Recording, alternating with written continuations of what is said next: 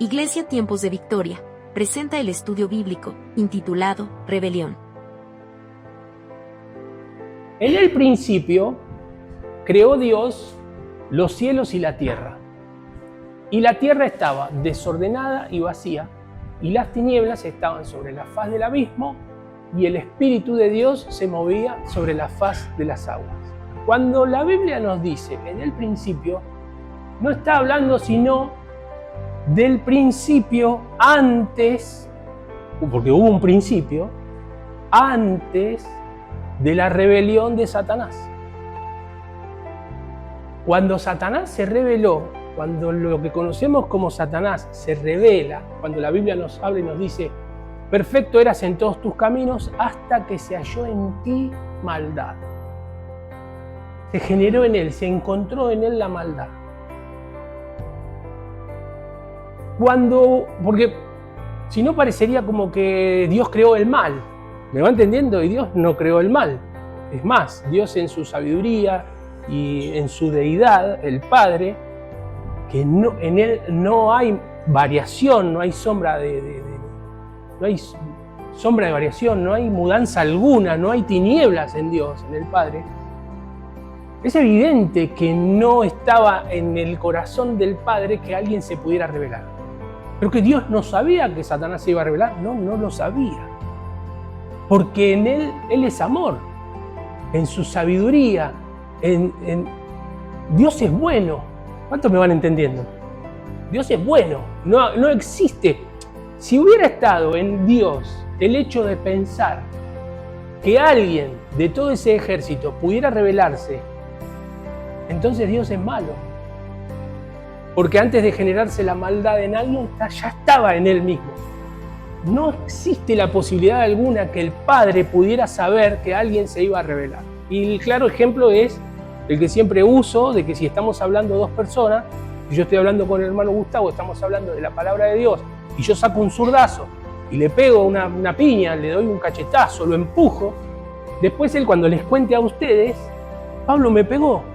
Pero igual no pusiste las manos, no te defendiste, no sabías que te iba a pegar. No se me ocurrió pensar que el pastor estaba hablando de Dios y de repente iba a sacar una mano y me iba a pegar. No se me ocurrió, estábamos hablando de las cosas de Dios, estábamos en armonía, en paz. Pero de repente salió una cachetada y me pegó. No me dio tiempo ni a poner las manos. Esto es lo que pasó en el reino de los cielos. Cuando todo ya estaba creado, en el principio, creó Dios los cielos y la tierra. Entre el versículo 1 y el versículo 2 hay miles de años, amados hermanos. En el principio creó Dios los cielos y la tierra. Pasó mucho tiempo hasta que se reveló Satán.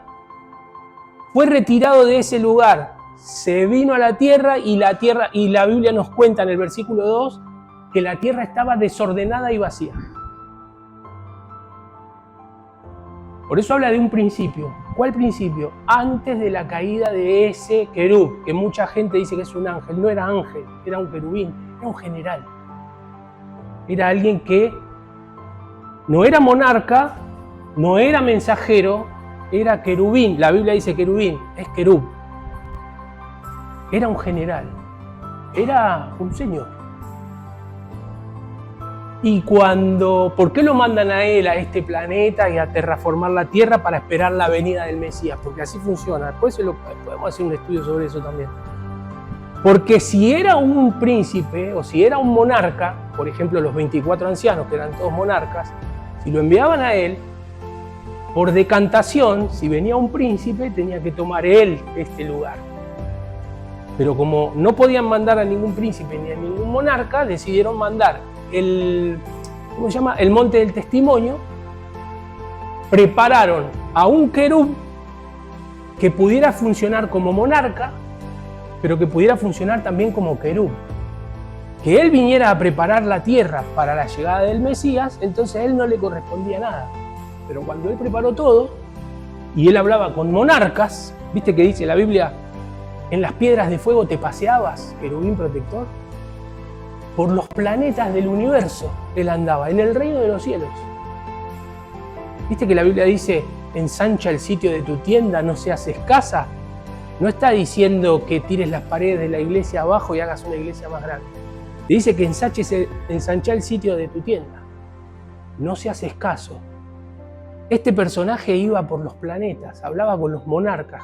En el reino de los cielos hay principados, hay potestades, hay señores, hay reyes, pero hay uno que es rey de reyes y señor de señores. Ese se llama Jesús. Todo fue creado por Él, en Él y para Él, sean dominios, sean principados, sean potestades. O sea que eso es lo que hay en el reino de los cielos. Lo que pasa es que nosotros conocemos principados, potestades, gobernadores cuando se nos habla del reino de abajo, del imperio. Entonces toda la iglesia evangélica, cuando decimos principados, potestades, gobernadores, hablamos de Satán. Pero todo fue creado por Él, para Él y en Él. Sean principados, potestades, gobernadores, ya existían, y cuando Satán se rebeló, hizo su burda copia de lo que es el reino de los cielos, llamado imperio, Lucifer. Entre el versículo 1 y el versículo 2 nos cuenta que hubo una rebelión. En el principio hizo Dios todo perfecto. En el capítulo 2 dice, pero la tierra estaba desordenada y vacía. Y el espíritu dice, estaba desordenada y vacía. Y las tinieblas estaban sobre la faz, sobre una cara del abismo. O sea, la tierra estaba desordenada y vacía. Y ya estaba la maldad, ya se había trasladado la maldad acá. Por eso dice, y estaba sobre la faz del abismo. Pero también, ¿quién se había trasladado acá? El Espíritu Santo. Y el Espíritu de Dios también se movía, venía a monitorear todo lo que estaba pasando acá en la tierra. Lo que pasa es que al haber tanto... Sí, la palabra es desconocimiento. Hemos aprendido que Dios creó el cielo y la tierra y estamos hablando de eso. El primer día... No. Es antes, en el principio, antes de que Satán se rebelara. Antes de eso. La tierra estaba desordenada y vacía. ¿Por qué? Porque Satán se vino para la tierra.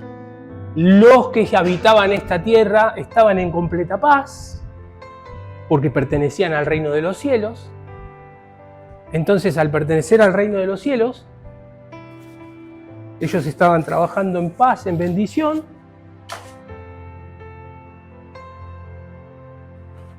Tierra, planetas, en el universo infinito, infinito, infinito, infinito. Estaban todos. Este personaje se traslada acá a la tierra y la empieza a contaminar. Y la deja desordenada y la deja vacía. ¿De qué? Del conocimiento del Padre. De tal forma que los padres no supieron en algún momento explicarle a los hijos quién era Dios. Porque hizo muy bien su trabajo, contaminó. Entonces, cuando empezamos a leer los días de la creación, dice, y separó Dios las aguas de arriba de las aguas de abajo. Las aguas, no estamos hablando de agua, estamos hablando, cuando se habla de aguas, la Biblia habla de pueblos, naciones, muchedumbres, lenguas. ¿Qué hizo Dios? Como este personaje bajó acá y contaminó todo esto, si alguien de acá quisiera salir y entrar a este lugar, ¿llevaría bendición o contaminación? Contaminaría a otro lugar. Entonces, ¿qué hizo? Separó los pueblos, naciones, muchedumbres de arriba, las aguas de arriba, de las aguas de abajo.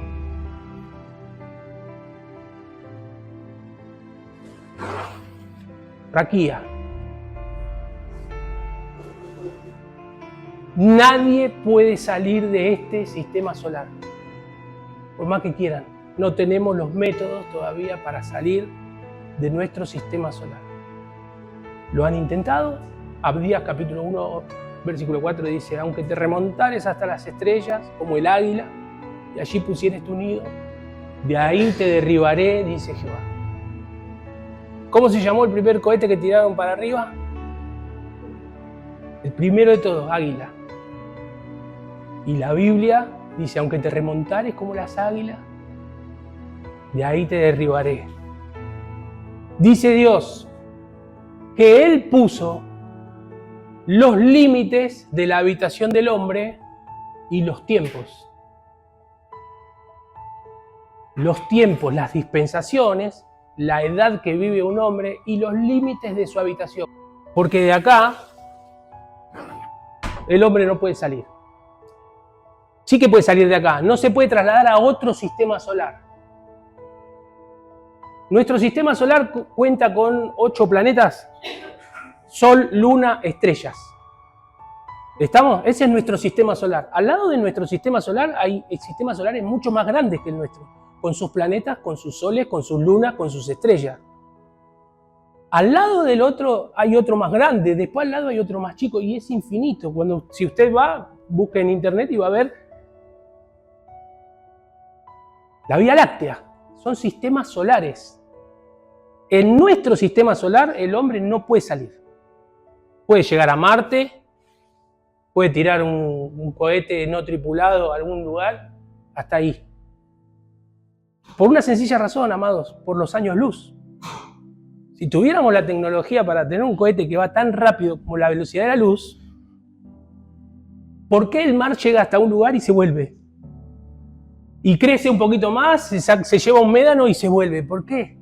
¿Por qué la montaña sube hasta un lugar? Porque puso los límites de la habitación. Ese fue Dios.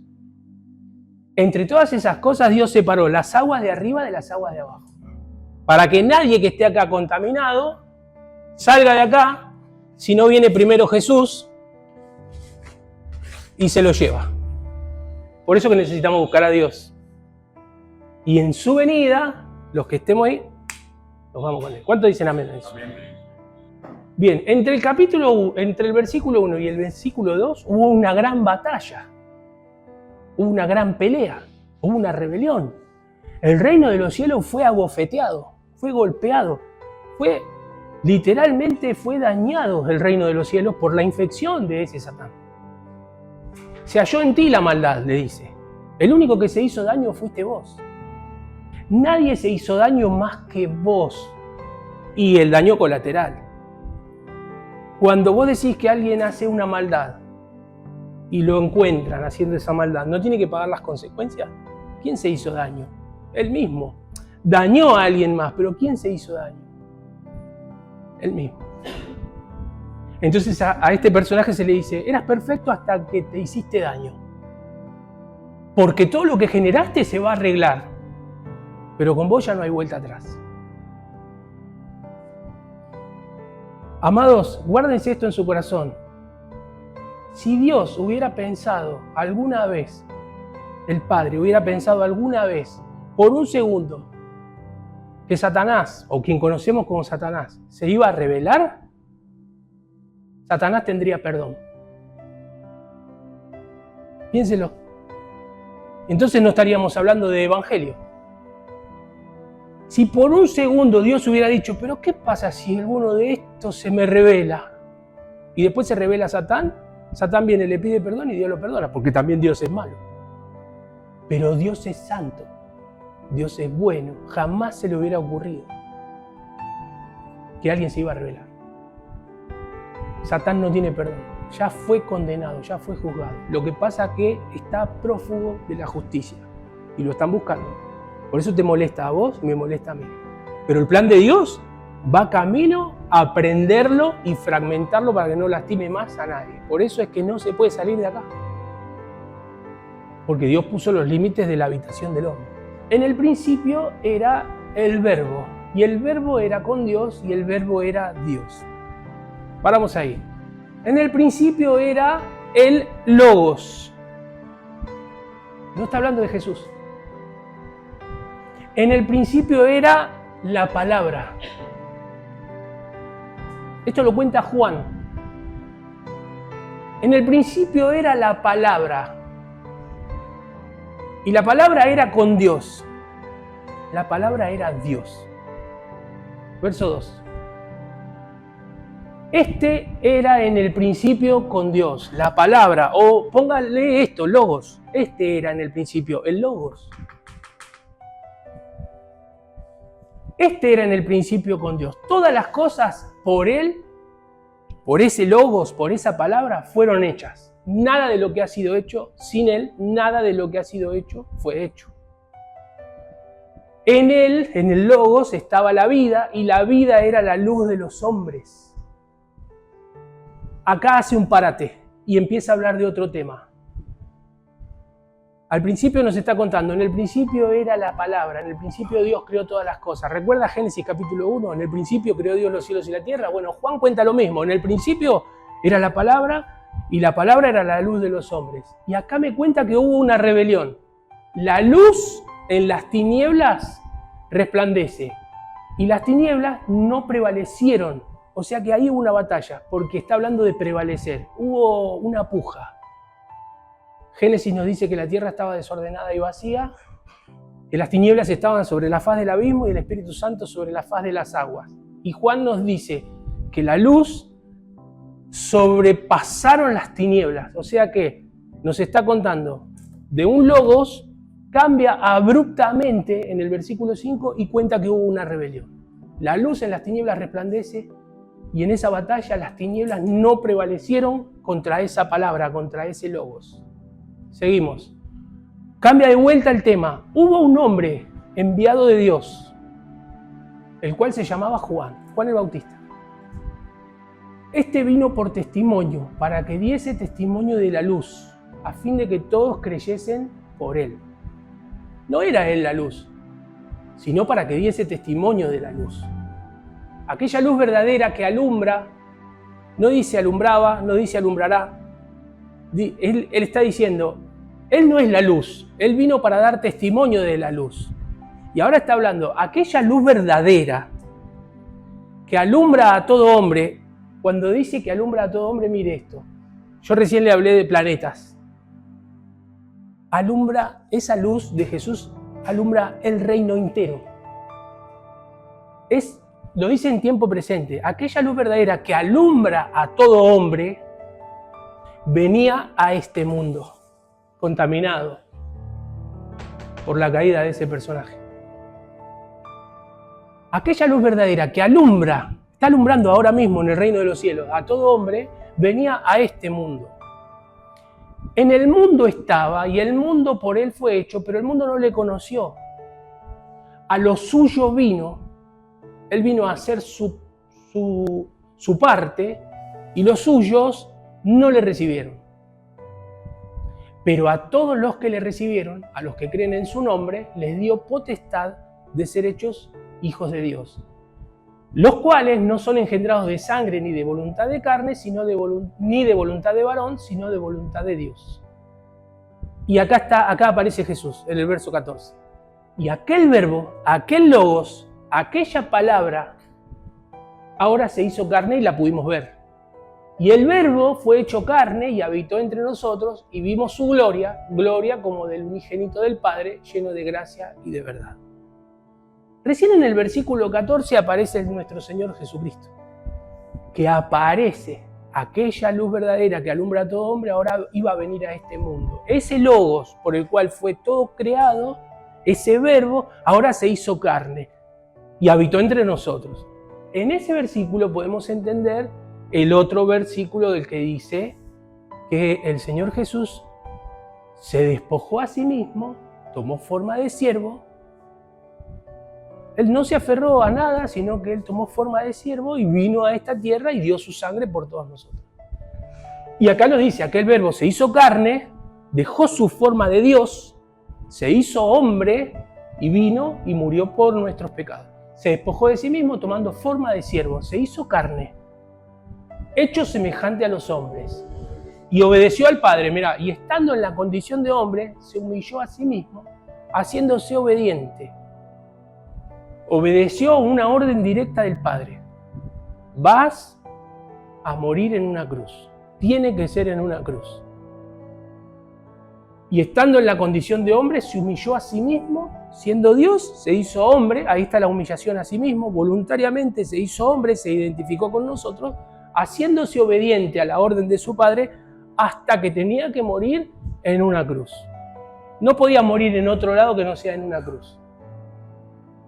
No había forma de que el plan establecido sea con una flecha, con piedras, ni en una horca, ni porque lo empujaron, que lo querían empujar, en una oportunidad lo querían empujar, no había forma, tenía que ser en una cruz, obediente hasta la muerte, y muerte de cruz, porque había que derrotar ese imperio que llevaba este símbolo como su estandarte.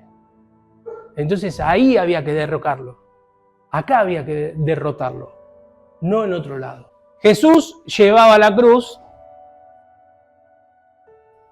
pero esa era la muerte que daban los romanos. Los romanos crucificaron a miles de personas, pero miles de personas.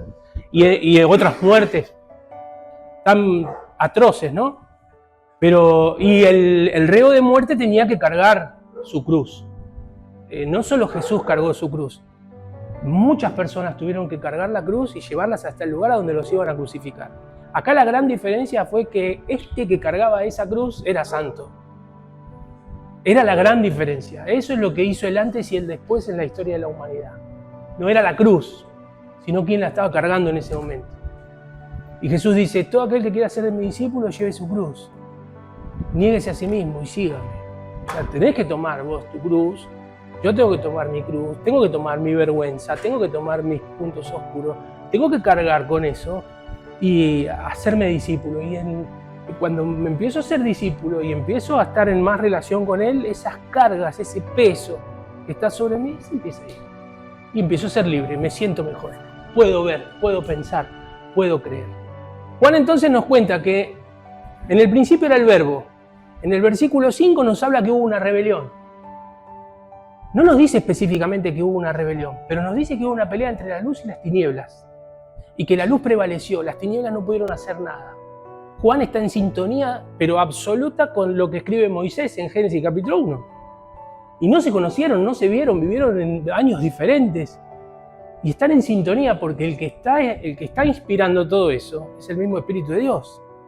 Entonces Juan cuenta eso. Juan cuenta que vino un hombre que no era la luz, pero que venía a dar testimonio de luz y que fue enviado por Dios. Entonces Juan forma parte de ese plan divino en el cual iba a venir Jesús, pero acá nos da la palabra, nos dice que Juan fue enviado por Dios. ¿Recuerdan ese versículo? Fíjate, andate por favor a Lucas 1:44. Porque tan pronto como llegó la voz de tu salutación a mis oídos, la criatura saltó de alegría en mi vientre.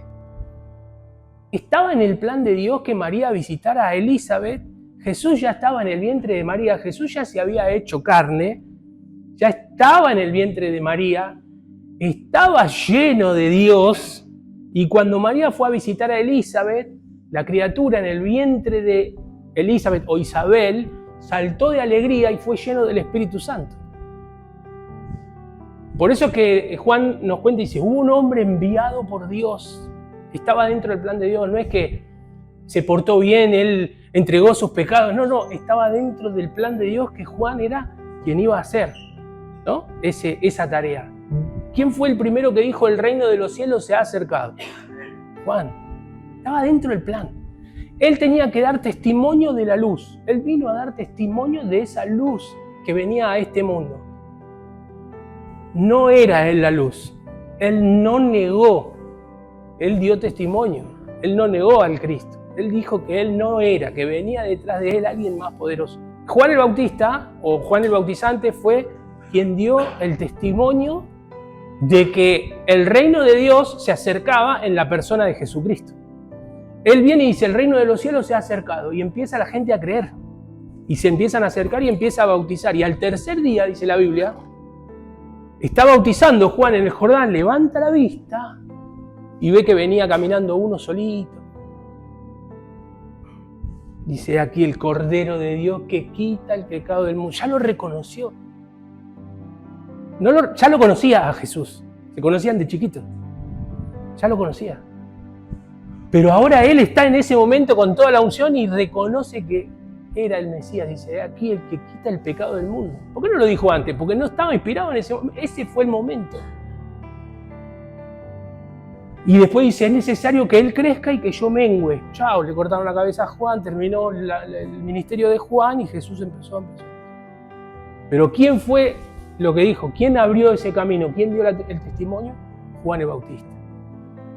Ese personaje tan nefasto como es Satanás, está haciendo de las suyas todavía, actúa en nuestra mente, actúa en nuestras emociones, actúa muchas veces en el corazón del hombre.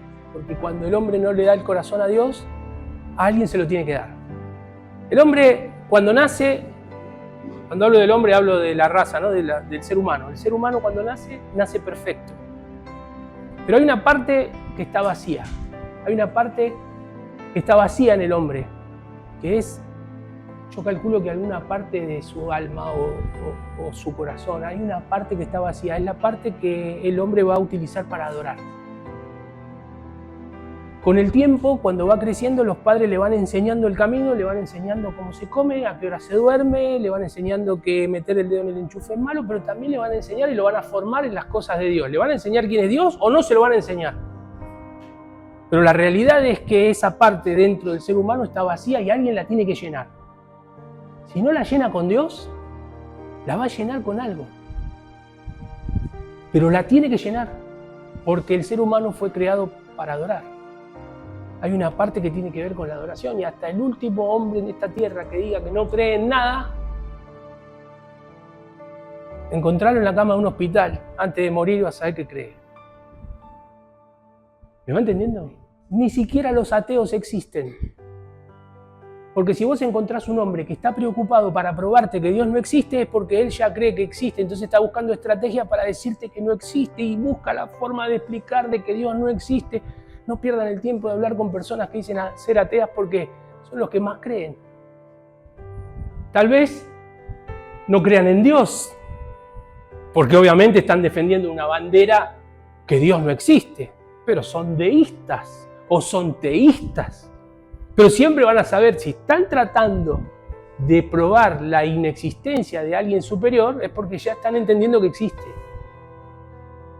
Un verdadero ateo no toca esos temas, es pérdida de tiempo para él, no habla de eso, pega media vuelta y se va, no pierde el tiempo, no forma parte de su dinámica de pensamiento.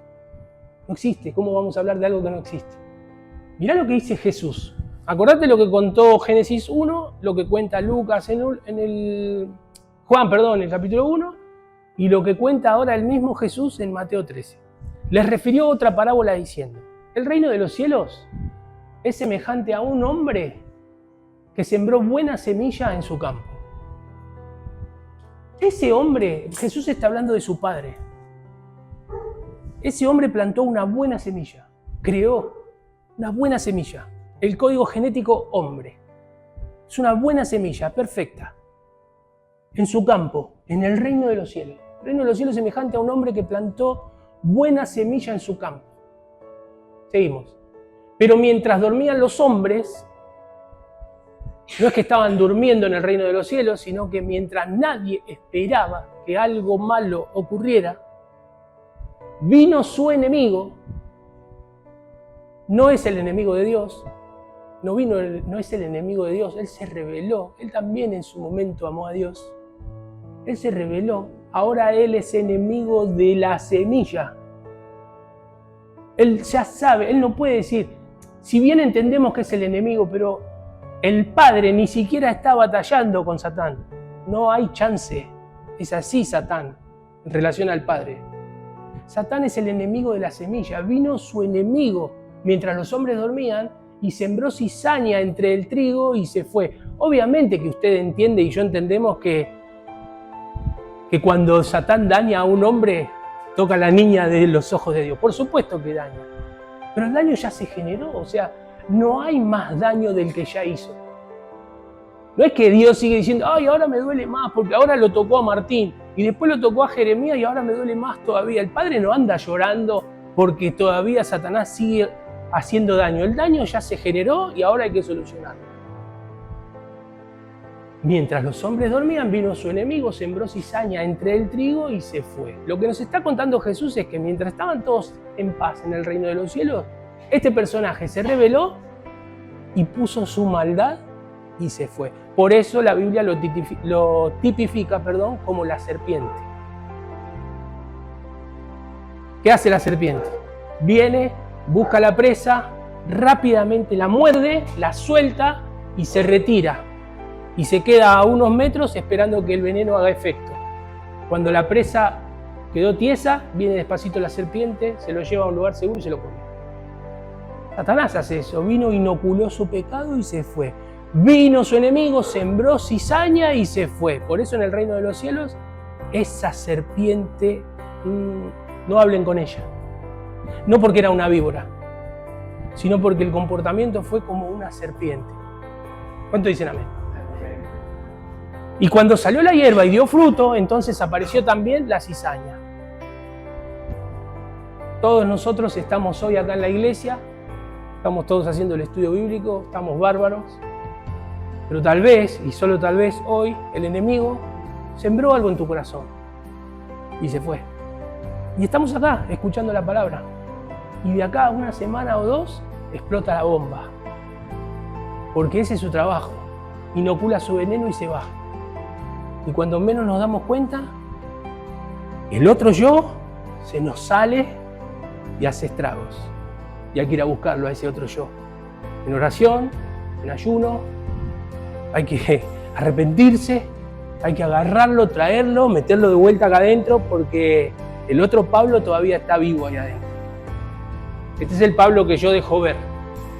Pero hay uno que está dentro mío, que es el que perdonó a Jesús. Y que cada tanto se quiere salir y se quiere ir. Porque está vivo.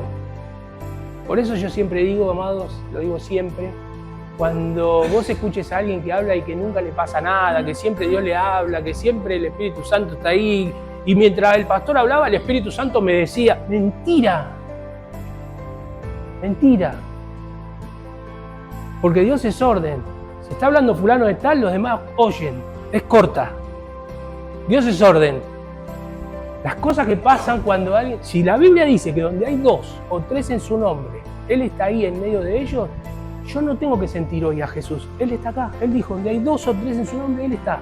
Jesús está hoy acá en esta reunión. Si usted se levanta, cualquiera de ustedes se levanta y dice, el Señor me dijo que Él está aquí, usted es un mentiroso. Chau. Porque el Señor no se lo dijo, Él ya lo dejó escrito. Hay cosas que no van. Dios es orden, Dios es hermoso y maravilloso. Entonces, cuando salió la hierba, es el tiempo de dar frutos. Cuando es el tiempo que vos tengas que dar frutos, vas a dar buenos frutos. El trigo va a salir. Pero el enemigo sembró algo dentro tuyo. Quieras o no quieras, amado hermano, va a salir la cizaña. Te guste o no te guste, me guste a mí o no me guste, esa parte que yo no quiero mostrar va a salir. Por eso hay que matarla. Por eso hay que humillarse, hay que matarla antes que brote. Porque el enemigo trabaja de eso, trabaja de diablo. Es serpiente, inocula veneno y se va y te deja y vos te olvidás. Tu cerebro no, tu cerebro lo guarda. ¿Nunca te pasó que te encontraste con alguien y ese alguien te dice algo y dice, ¿te acordás vos que un día me mentiste? Hace 4 años que no lo ves, hace 4 años que no te acordás del tema. O 5 o 10, no te acordás del tema, pero solo con verlo el cerebro lo trajo acá, en la primera fila. Porque el veneno estaba. Y estuviste 4 años, 5, 10 en la iglesia hablando del perdón, pero todavía no lo pudiste perdonar. Perdonar es muy difícil. Es muy difícil perdonar. Tiene que ser una tarea de las más poderosas. O difíciles, no poderosas, más difíciles perdonar. Y es lo que te libera. Y es lo que muchas veces no queremos. ¿Por qué? Porque lo guardamos. Lo guardamos. Y cuando aparece esa persona, lo primero que viene a la mente es eso. ¿Te acordás lo que me hiciste? Esta es mi oportunidad. O sea, durante 4 años diste trigo. Y cuando menos lo esperaba salió la cizaña. ¿Quién lo sembró? Un enemigo. Jesús lo está contando. Jesús habló del diablo con tanta seriedad, amados hermanos. Con tanta seriedad. Dio tanto detalle del enemigo de nuestras almas. Por eso digo, qué irresponsable que es que la iglesia diga el enemigo está vencido. Qué irresponsable que es pararse y decir, hermano, el enemigo está vencido. Amén. No está vencido.